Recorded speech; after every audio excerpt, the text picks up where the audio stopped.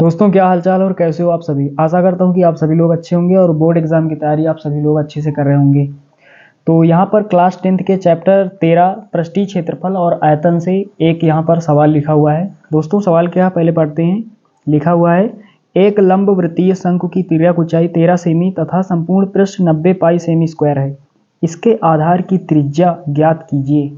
यहाँ पर हमें शंकु की त्रिज्या r का मान निकालना है। तो साथियों, यहाँ पर हमने एक शंकु बना लिया है। ये दोस्तों शंकु की ऊर्ध्वाधर ऊंचाई है h, और ये ढालदार जो है इसको कहते हैं शंकु की तिर्यक ऊंचाई। ये दोस्तों l है, ये l और ये भी यहाँ पर ये l। साथियों, शंकु का जो आधार होता है वो वृत्ताकार होता है, यानी यहाँ पर आधार में वृत्त होता है। तो यहाँ पर ये पूरा यहाँ से लेकर यहाँ तक ये पूरा वृत्त का व्यास हो जाएगा, और इसका आधा व्यास का आधा त्रिज्या, तो यहाँ से यहाँ तक ये शंकु की त्रिज्या यहाँ पर हो जाएगी। तो साथियों, यहाँ पर तिर्यक ऊंचाई का मान दिया गया है, L का मान दिया गया है 13 सेमी। L का मान हमें प्राप्त है 13 सेमी, R का मान हमें निकालना है, और संपूर्ण पृष्ठ दिया गया है, शंकु का संपूर्ण पृष्ठ दिया गया है 90 पाई सेमी स्क्वायर। तो यहाँ पर दोस्तों क्या क्या दिया गया है यहाँ पर लिख लेते हैं।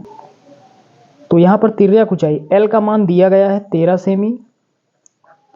उसके बाद दोस्तों यहाँ पर संपूर्ण पृष्ठ यहाँ पर दिया गया है, संपूर्ण पृष्ठ शंकु का संपूर्ण पृष्ठ दिया गया है 90 पाई सेमी स्क्वायर। और यहाँ पर नीचे लिखा हुआ है आधार की त्रिज्या ज्ञात कीजिए, यानी R का मान यहाँ पर हमसे पूछा जा रहा है, R का मान क्वेश्चन मार्क।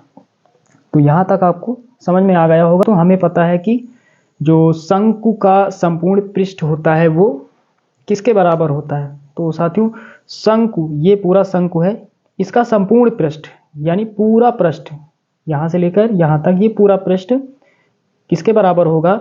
संपूर्ण पृष्ठ का मतलब क्या होता है, आधार का क्षेत्रफल प्लस वक्र पृष्ठ का क्षेत्रफल। तो साथियों, शंकु के आधार में यहाँ पर क्या होता है, वृत्त होता है, वृत्ताकार होता है शंकु का आधार। तो वृत्त का क्षेत्रफल क्या, पाई r स्क्वायर। और उसके बाद दोस्तों आधार के क्षेत्रफल को छोड़कर यहाँ पर ऊपर वाला ये जो भाग है यहाँ से लेकर यहाँ तक ये होता है वक्र पृष्ठ, ये होता है शंकु का वक्र पृष्ठ। चलिए, इतना आप सभी को समझ में आ गया होगा। चलिए यहाँ पर लिखते हैं। तो साथियों, यहाँ पर लिखेंगे शंकु का संपूर्ण पृष्ठ। तो संपूर्ण पृष्ठ में क्या क्या होगा, आधार का क्षेत्रफल। तो आधार यहाँ पर शंकु का आधार वृत्त होता है, तो वृत्त का क्षेत्रफल पाई r स्क्वायर।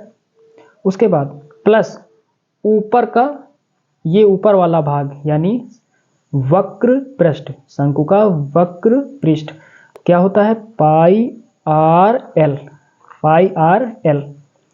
चलिए यहाँ पर जो मान दिए गए हैं रख देते हैं। तो यहाँ पर शंकु का संपूर्ण पृष्ठ, यहाँ पर देख पा रहे हैं सवाल में दिया गया है संपूर्ण पृष्ठ 90 पाई, तो इसके स्थान पर हम लिखेंगे 90 पाई। यहाँ पर दोस्तों पाई r दोनों स्थानों पर है, तो पाई r हम कॉमन ले लेंगे, तो यहाँ पर एक r बचेगा प्लस यहाँ पर l बचेगा। अब पाई से पाई कैंसिल आउट हो जाएगा, यहाँ पर क्या बचेगा 90, और इधर क्या बचेगा, इधर r अंदर गुणा कर देते हैं r का, r स्क्वायर प्लस r का गुणा l से होगा, तो r l। अब आगे हल करेंगे तो r स्क्वायर प्लस दोस्तों यहाँ पर l का मान दिया गया था, l का मान 13, तो यहाँ पर रखेंगे 13, तो r गुणे 13, तो यहाँ पर क्या हो जाएगा 90 बराबर r स्क्वायर प्लस 13 गुणे r, 13r हो जाएगा। चलिए 90 को उधर ले जाएंगे तो ये माइनस में हो जाएगा, इधर प्लस में है, तो r square plus 13r minus का 90 बराबर 0। हमारे पास समीकरण यहाँ पर है जो कि द्विघात समीकरण के रूप में है, r square plus 13r minus 90 बराबर 0। तो यहाँ पर हमें इसका गुणनखंड करना पड़ेगा। यहाँ पर गुणा करने पर हमें 90 चाहिए और घटाने पर 13 चाहिए। ऐसी दो संख्याएं ढूंढना है जिनको हम आपस में गुणा करें तो हमें 90 प्राप्त हो जाए, और बड़ी में छोटी संख्या को हम घटा दें तो हमें 13 प्राप्त हो जाए। तो 18 पंचे 90, और 18 में हम यदि कितना घटाएंगे, 18 में यदि हम 5 घटाएंगे कितना बचेगा 13, तो 18 पंचे कितना होगा 90 होगा, और 18 में यदि हम 5 घटा दें तो कितना मिलेगा 13। तो 13 के स्थान पर हम क्या लिख सकते हैं 18 माइनस 5, और 90 को गुणनखंड के रूप में क्या लिखेंगे 18 गुणे 5। चलिए यहाँ पर रख देते हैं आर स्क्वायर प्लस 13 के स्थान पर हमें क्या लिखना है 18 माइनस 5, उसके बाद ये आर माइनस 90 बराबर 0। यहाँ पर हो जाएगा आर स्क्वायर प्लस 18 का गुणा आर से होगा तो 18 आर, माइनस लगाएंगे 5 का गुणा आर से होगा 5 आर माइनस 90 बराबर 0। उसके बाद दोस्तों यहाँ पर देख पा रहे हैं ये दोस्तों यहाँ पर ये आर है,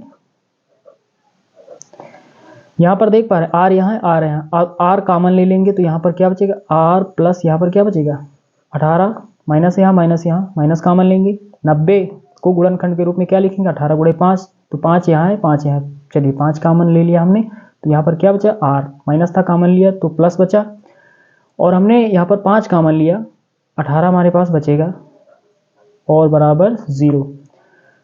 अब फिर से देख पा रहे हैं आर प्लस 18, इसे फिर से हम कॉमन लेंगे आर प्लस 18, तो ये दोनों स्थानों से अब हट जाएगा, यानी ये पार्ट छोड़ देंगे ये पार्ट छोड़ देंगे, जो बचेगा इस ब्रैकेट में लिखेंगे आर बराबर 0।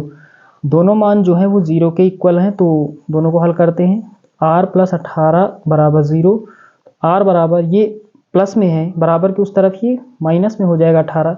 दोस्तों ये इनकरेक्ट है क्योंकि ये माइनस में है, इसे छोड़ देंगे, इसे हल करेंगे तो यहाँ पर क्या हो जाएगा आर माइनस 5 बराबर 0, ये माइनस में है इधर बराबर के उस तरफ ये 5 जो है ये प्लस में हो जाएगा।